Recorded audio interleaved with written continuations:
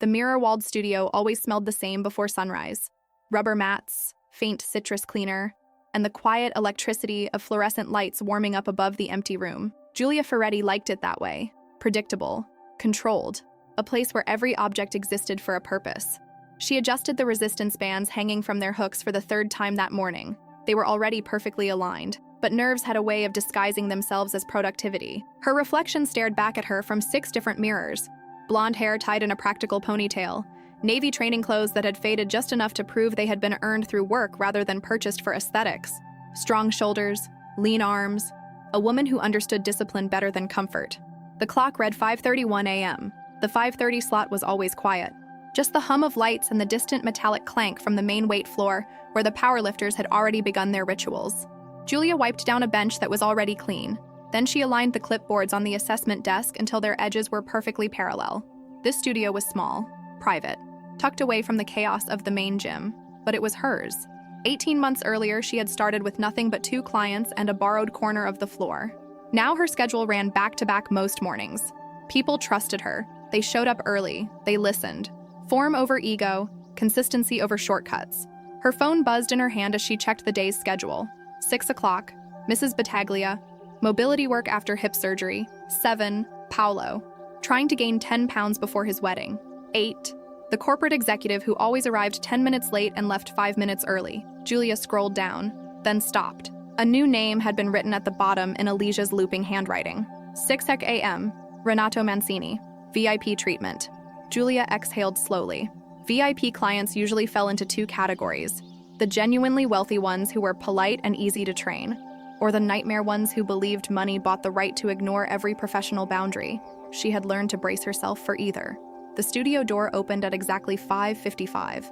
Not 5:54, not 5:56, 5:55. Giulia turned with her practiced greeting already forming on her lips, and the words died before they reached the air. He was tall, taller than most men she trained, easily 6'2", dark hair that somehow looked professionally styled even at this ungodly hour, a jawline that looked like it had been sculpted with architectural tools, the kind of face that belonged in cologne advertisements. But it was his eyes that stopped her, pale gray, sharp, observant, the kind of eyes that assessed an entire room in a single sweep. His athletic clothing carried no logos, just perfectly tailored black fabric that fit his body in a way that suggested custom work rather than brand names. Everything about him radiated control, not arrogance, control. He didn't stride into the room like most wealthy clients. He stepped inside the doorway and waited. Giulia realized she had been staring. She straightened. Professional mode snapped back into place. "Mr. Mancini?" He nodded once. "I'm Giulia Ferretti. I'll be your trainer this morning." "Renato," he replied calmly. His voice carried the soft weight of an Italian accent polished by years of expensive schooling. The sound of it made the space between them feel smaller. Giulia gestured toward the assessment desk. "Let's start with some intake questions. Health history, fitness background, goals." He followed without comment.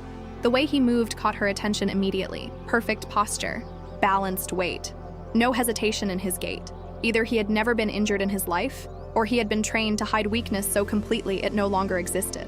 Giulia clicked her pen. "Any injuries or medical conditions?" "No." "Previous training experience?" "Some boxing." His answers were efficient, precise. Only what was asked, nothing extra. She continued through the form. Sleep schedule regular, no medications, no dietary restrictions, a man who took care of himself. The last question was always the most important. Giulia set the pen down. "What is your primary fitness goal?" He leaned back slightly in the chair. For the first time since entering the room, something changed in his expression. Not quite a smile, something quieter, almost amused. "A date with you." The words dropped into the quiet studio like a stone into still water. Heat flooded Giulia's face instantly. For 3 full seconds, her brain refused to process what she had just heard. Then instinct took over. She stood up so fast the chair scraped loudly across the floor. "I'm sorry, Mr. Mancini, but this isn't going to work." Her voice was firm now, professional. "I'll have Alicia reassign you to another trainer." He stood as well, but there was no anger in his expression, no embarrassment, just calm. "That was inappropriate," he said. Giulia blinked. "I'd still like to continue with you as my trainer, professionally." She stared at him. Every instinct screamed to hand him off to Marco or Giuseppe and remove herself from what was clearly going to be a complicated situation. But something in his tone felt sincere, not defensive, not mocking. Simply factual. Professionally, she repeated. A warning. A condition. Professionally, he confirmed. Julia sat back down slowly.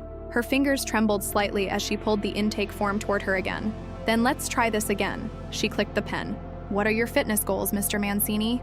General conditioning, he said calmly. Strength maintenance, flexibility work, perfectly professional.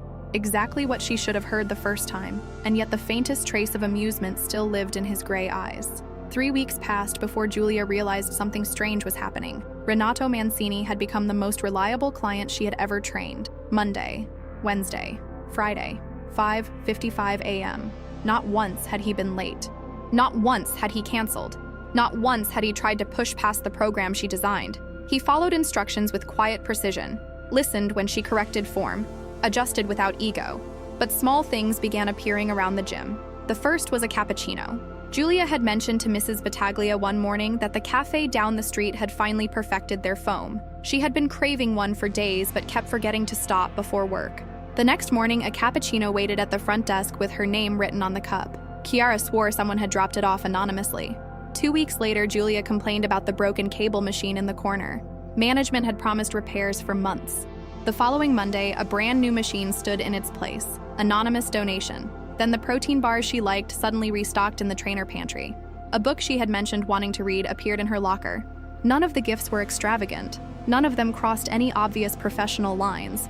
But the pattern was impossible to ignore. Renato never mentioned any of it. Never looked for credit. During sessions, he remained completely professional. Yet Julia noticed other things. The way he remembered details from conversations weeks earlier. The way his schedule never conflicted with their sessions despite running multiple businesses. The fact that his attention never wandered. When she spoke, he listened like nothing else in the room existed. He's into you, Alicia announced one afternoon. Julia rolled her eyes while wiping down a bench. He's a client. A client who requested you specifically, Alicia said. Julia paused. What? He came in a week before his first session, watched you training Mrs. Battaglia, asked Chiara who you were, then signed up for the premium package. Something uneasy fluttered in Julia's chest. That's creepy. That's romantic. He asked me out in the first 5 minutes, and then spent 3 months respecting every boundary you set. Julia opened her mouth, then closed it. Everything changed on a Tuesday morning in October. Julia arrived at the gym at 5:30. Chiara stood behind the desk looking pale. There were men here, she whispered. What kind of men? 3 of them. Suits. They asked about Renato Mancini. Julia felt her stomach drop. What did you tell them? Nothing. I said we don't give out client information. The door opened again at 6:10. 3 men walked inside. Expensive suits. Cold expressions. The tallest one smiled when he saw Julia. Julia Ferretti.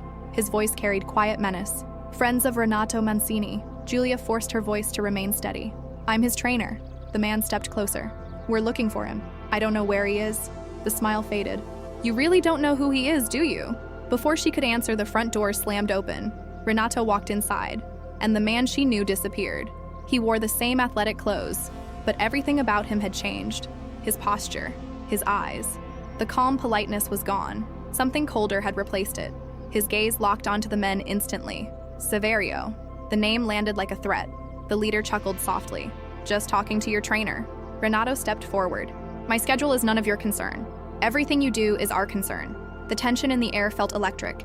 Finally, the men left, silently, but their presence lingered long after the doors closed. Julia stared at Renato. Who are you? He hesitated. Can we talk privately? Inside the studio, he stood near the window. My father, he said quietly, is Osto Mancini. Julia felt the pieces clicking together. And your family?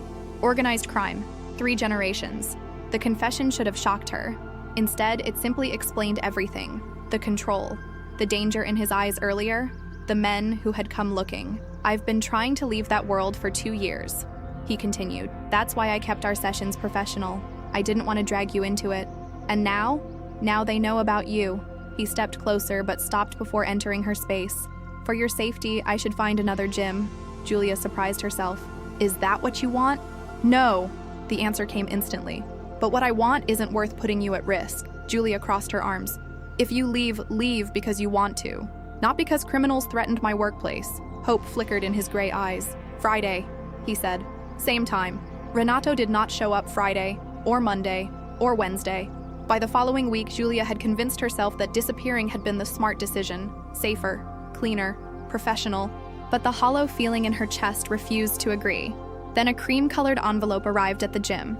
Inside was a single key and a note. Julia, I owe you an explanation that requires more than an hour in the gym. If you're willing, meet me tonight at 8. The key opens the private entrance. If you choose not to come, I will understand. Renato. That night, Julia drove to the waterfront district. The building looked like something from an architecture magazine. Converted warehouse, brick, glass, luxury. The elevator opened directly into a massive loft. Renato stood at the kitchen island chopping vegetables. He looked up. Relief softened his face. You came.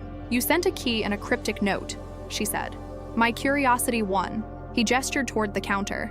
I'm making dinner. You cook? Carbonara. She sat across from him while he worked. For the first time, she saw him in a normal setting.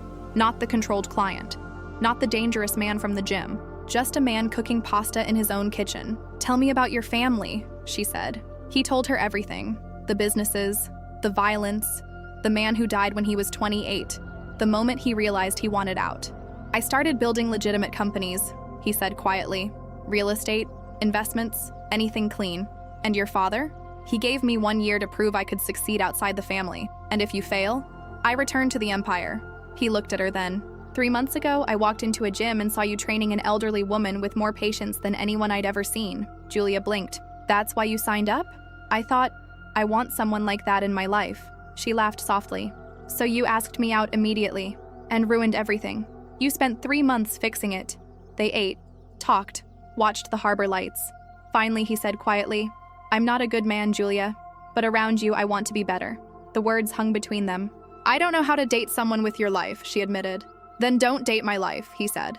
Just date me. She studied him, the exhaustion behind his confidence, the quiet hope in his eyes. Ask me again on Friday, she said, after our session. Friday arrived with rain. At exactly 5:55, the studio door opened. Renato stood there soaked from the storm. They trained like usual, mobility, strength, programming. When the session ended, he accepted the towel she offered. Julia, yes.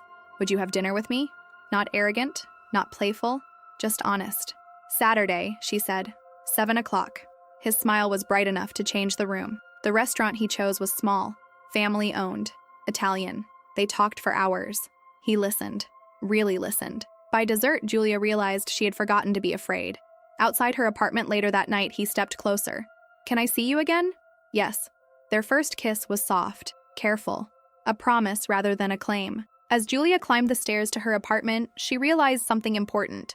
She had crossed a line she could never uncross. And for the first time in a long time, she didn't want to.